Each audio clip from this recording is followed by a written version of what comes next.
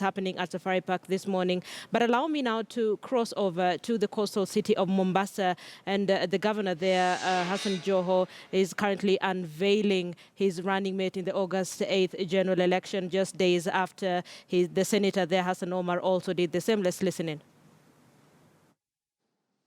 Some of them, they feel that actually can take advantage ya utu kama wetu. That is why you see in yesterday's headlines that some people are questioning our integrity. And I'm going to be very clear, the integrity that is questionable is actually them.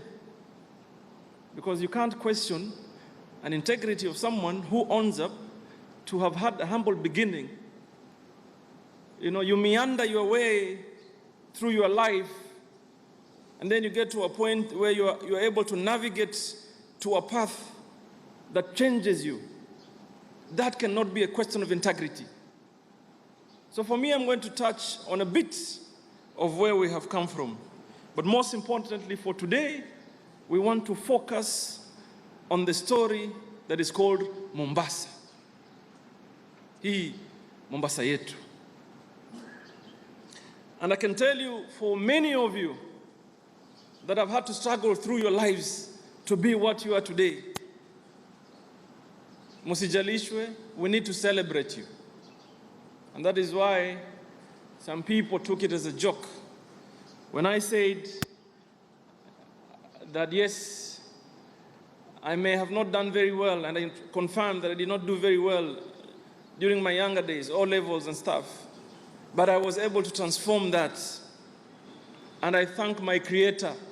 Alhamdulillah. If I was to think the way you think, wale watu wengine, if I was to behave the way they behave, today it would have not gone down in history that the first governor of Mombasa is Hassan Joho. We made our determination. We made a decision.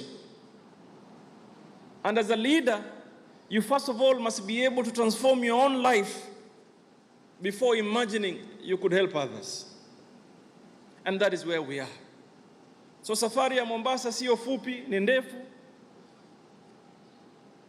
This really is the only county, first of all, that doesn't have even an own source of water.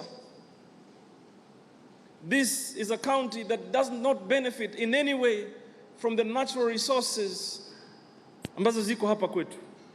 It has been a struggle. Even the formation of the Jumuiya ya County za Pwani was driven on the context how best we can be able to pull together as a people so that our people can benefit from their natural resources.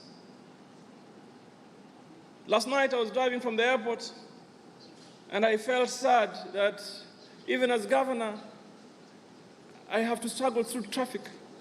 This really is the county, and the only county in the entire republic that has to have not less than 10,000 trucks on a single day, every day of our lives that come from the port of Mombasa without a single benefit that is left behind for the people of Mombasa.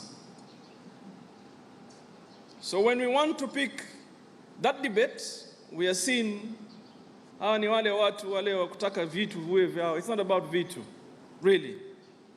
It's about people. Can you imagine the billions that is generated from the port of Mombasa?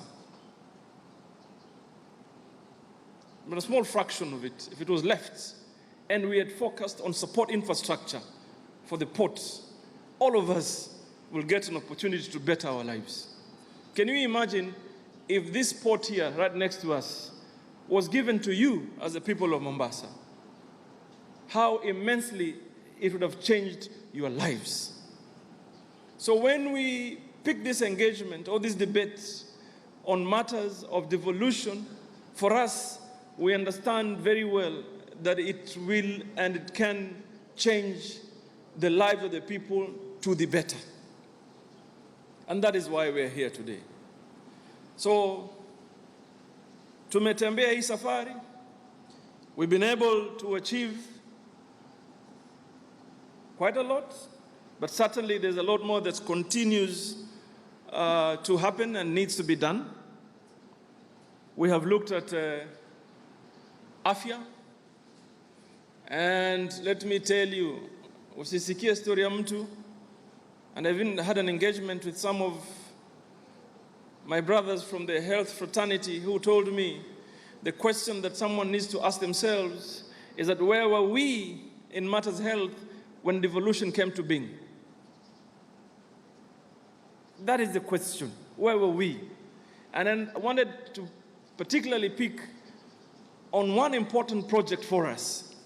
And this instance is the Coast General Hospital. And I want to thank the people who have worked with me, the board of the Coast General Hospital, the administrators, the doctors and the nurses. We have been able to transform how we offer services at the Coast General Hospital. Let me tell you, it may sound as a joke. And when we all of us read that Mandera was celebrating the first C-section under devolution, cesarean, nile mnafanyanga hapa kila siku. They celebrated, they actually held a function to celebrate the first C-section done ever in Mandera. We here in Mombasa, during our time, and I thank God we successfully were able to hold the first open heart surgery in the Coast General.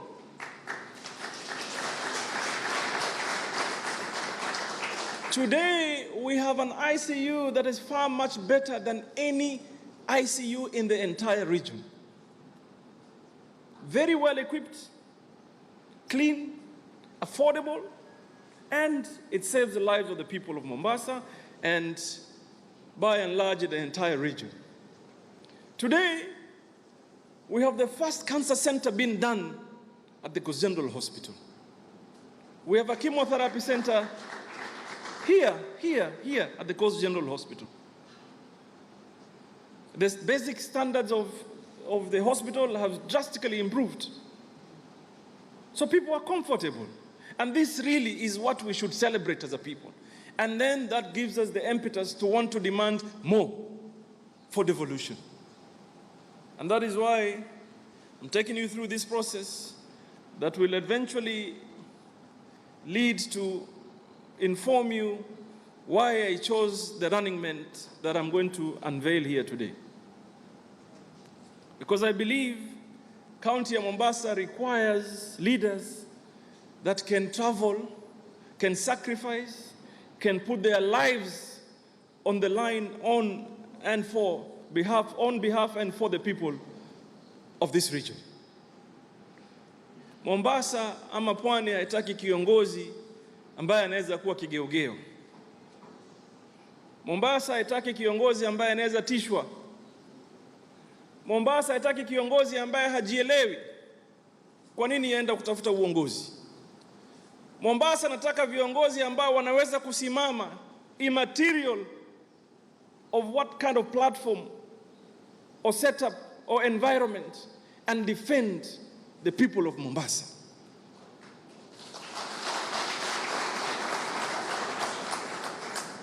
Mombasa needs the kind of leaders who will be able to say what it is, the way it is, when it is, without fear or favor. We have suffered.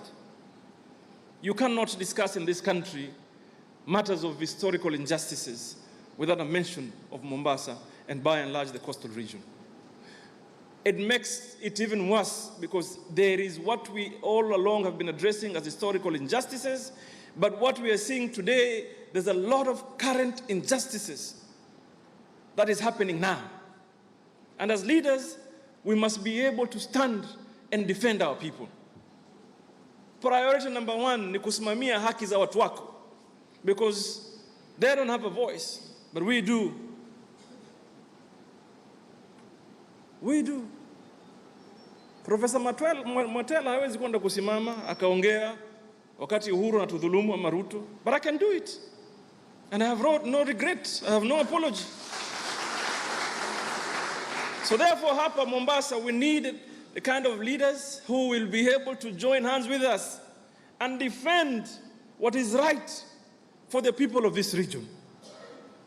Ndio maana mimi nataka niwaambie, scrutinize. I'm not going to speak about how many CVs we looked at or how we profiled people. We looked at who in our midst believe in what we stand for, who can travel this journey with us.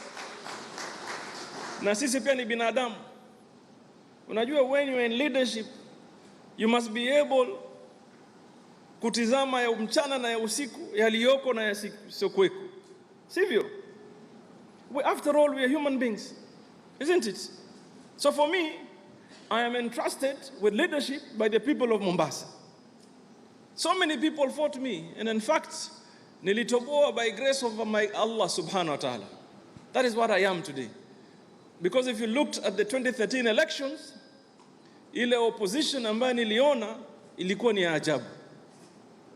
Matajiri washikana na watu wengine wengi, and they called me all sort of names to oppose me. Lakini Mungu alikuwa ashaandika, the first governor of Mombasa shall be Hassan Joho. So for the last 5 years or 4 years or so, wamejaribu kila namna to change that. But God has shown them that what He wills or wants to happen, no human can be able to change that. Wamejaribu. Kuanzia Uhuru Kenyatta to the last institution that is under Jubilee government. Wamejaribu all that they can. Lakini Mungu hajataka. Na mimi kwa sababu naamini Mungu sana, nina imani kuwa hata hii 2013 Mungu hajataka, hii 2017 hii 2013 mpaka 2017 wamejaribu. Nina imani kwa uwezo wa Mwenyezi Mungu, hata hii 2017 Mungu hajataka matakwa yao, tutatoboa vile vile inshallah. Wanang'ang'ana, wanasema ati they probably would find a way for me not to be in the ballot. Let me tell you, kuna kitu inaitwanga daydream, ile kuota mchana.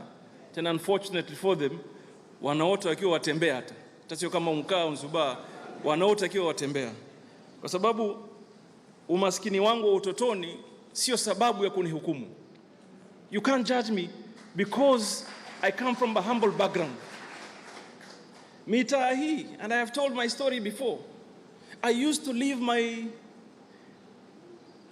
I actually left my childhood. I did not enjoy my childhood kwa utotoni to try and earn a livelihood because I come from a humble background. And I've told you guys before, when I used to leave Serani Secondary School here at Form 2, I used to come to Old Port here. And some wazees here will tell you, they remember me here. To do what? Kufanya kazi ya uhamali hapa. Hapa.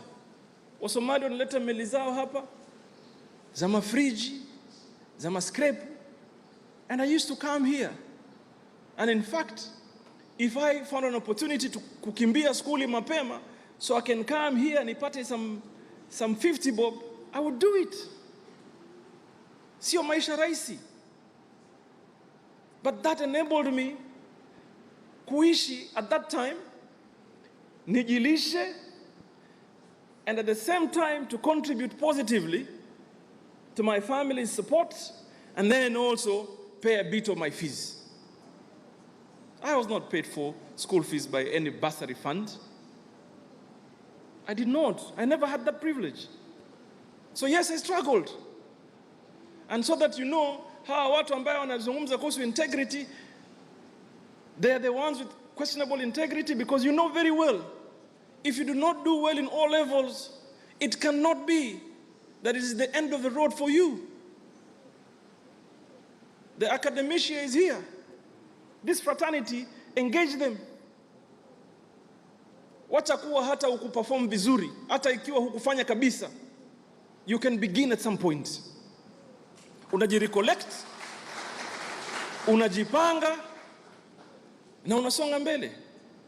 That's why I tell them, for those that were very lucky to get their first undergrad, probably 2 or 3 years, depending on the program. For some of us, to qualify and to get our first undergrad took over 7 years. Because we traveled that journey. And we have a story to tell. So you can't come and tell me, kwa sababu ulikuwa maskini, you're supposed to have ended your ambitions at that point. Kwa sababu sikuwa na nafasi. How many of us katika nchi hii hawana nafasi kama hii? How many? We are the majority ambayo tunatoka katika hali ya umaskini. And that is why uongozi ule na wetu ni tofauti. Because they don't focus on the people. You have the audacity of saying how wale who did not do very well because you had a father who could actually pay your fees to PhD. And then you have a choice whether you want to pursue it or not. We did not have that. We didn't. But we made our choice and struggled through our lives. Today, mimi nashukuru Mwenyezi Mungu. And you know, mimi as a matter of principle, kuna wazee wengi hapa, they will tell you, some of them have walked with me in my political journey.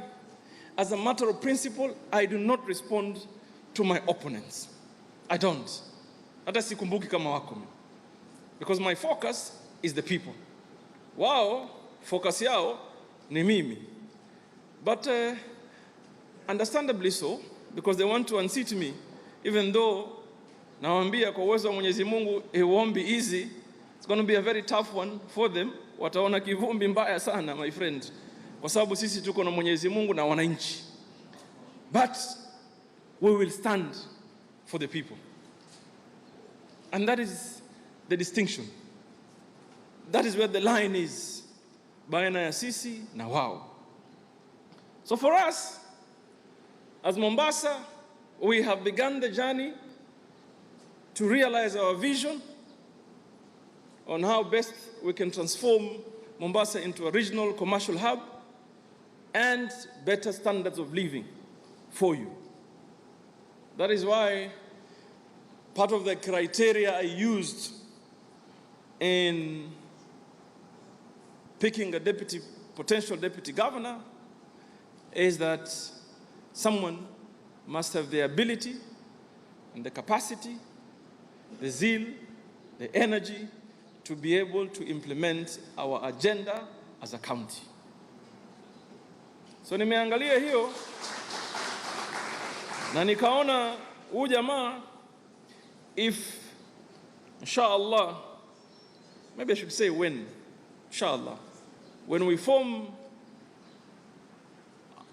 our second government in 2017, I should be able to hand over our Vision 2035 to the Office of the Deputy Governor to tell him, now it is your duty to implement this.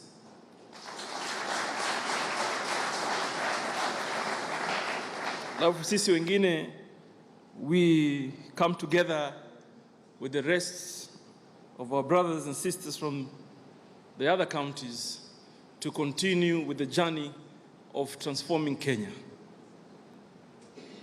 And I want to tell you, mujipange. Kwa uwezo wa Mwenyezi Mungu, many of you are believers. In fact, all of you are believers here. Kwa Mungu, kutenda ni rahisi sana. Sisi tunataka, yeye anasema hiyo. Si ndio? Some of you would, if you were to be given an opportunity to tell your story. Kama professor, sikudhania kwamba they even imagined that at some point utakuwa maprofessor. Some of them probably they used to walk along Miome. Now when I admire institution, today they're running it.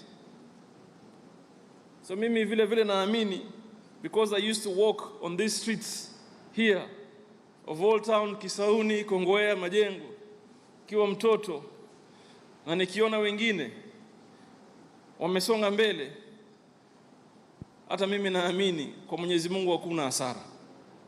So at some point I want to tell you, and it is possible, tuombe Mungu tu, we can hold gatherings such as this one in the State House of Mombasa here. Here. It is possible. Ajua mimi natoka hali ya umaskini jamaa. Nikimwangalia mtu, I used to look at the children of waheshimiwas, watoto, na nashtuka. Angalia huyu mtoto wa mbunge bana. Sikuamini kwa sababu Mwenyezi Mungu alikuwa amefanya uamuzi, mimi mwenyewe nikaja kuwa mbunge wa Kisauni. Hivi na hivi safari kaendelea kwa maombi na baraka na dua za wazee, nikawa gavana wa kwanza. Jamaa, hiyo iandikeni kwenye kitabu. Gavana wa kwanza wa jiji hili zuri la Mombasa. So nataka niwaeleze kwamba one important factor we looked at in selecting or picking our running mate is that in 2013 we thought as leaders, particularly the governors, that we want to come together as a region because we looked at our strengths and weaknesses. Angalia Mombasa, what does it go to offer, Kilifi, Kwale, and then we formed Jumuiya ya Kaunti za Pwani. And in the process, tukasema, maybe it is time we hand over some of our responsibilities to the professionals. So tukatafuta hawa wadosi wetu wa masomi. We reached out to Professor Mwatela, who is here, Professor Shaukat, who unfortunately is not here this morning, Professor Rajab of the Pwani University, and my brother, Professor Boga, who is now the VC of Taita Taveta University. And another gentleman. We picked a conversation.